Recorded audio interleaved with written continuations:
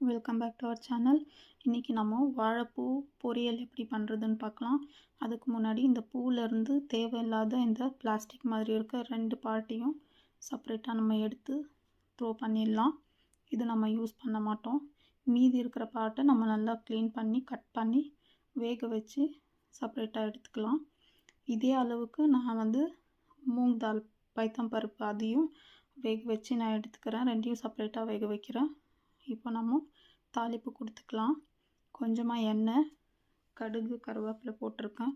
இது நல்லா பொரிஞ்சு வந்ததுக்கப்புறமா 2 பச்சை மிளகா சேர்த்துக்கிறேன். 2 பச்சை மிளகா சேர்த்துட்டு ஒரு நறுக்கிய வெங்காயத்தை போட்டு அதையும் நான் நல்லா ஃப்ரை பண்ணிக்கிறேன். ஃப்ரை ஆனதும் வேக வச்ச வாழைப்பூவை சேர்த்துக்கிறேன். இந்த வாழைப்பூ கொஞ்சம் நான் உப்பு சேர்த்து தான் வேக வச்சுருக்கேன். அதையும் நம்ம போட்டு மிக்ஸ் பண்ணிக்கலாம். மிக்ஸ் பண்ணிவிட்டு அதுக்கு அடுத்து பார்த்திங்கன்னா வேக வச்சு வடித்து வச்சுருக்க பருப்பு செப்பரேட்டாக வேக வச்சுருக்கோம் இல்லைங்களா, அதையும் சேர்த்துக்கிறேன்.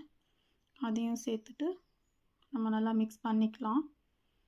எனக்கு இப்போ உப்பு பத்தலை, ஸோ நான் கொஞ்சமாக உப்பு சேர்த்துக்கிறேன். உப்பு கொஞ்சம் சேர்த்து மறுபடியும் நான் நல்லா மிக்ஸ் பண்ணிக்கிறேன். இதை நல்லா மிக்ஸ் பண்ணிவிட்டு கடைசியாக துருவின தேங்காவை சேர்த்து அதையும் மிக்ஸ் பண்ணிக்கலாம். தேங்காவை மிக்ஸ் பண்ணிட்டோன்னா அவ்வளோதான் ஃப்ரெண்ட்ஸ். இப்போ நமக்கு வாழைப்பூ பொரியல் ரெடியாக இருக்குது. சர்வ் பண்ணுறதுக்கு இது ரெடியாக இருக்குது ஃப்ரெண்ட்ஸ்.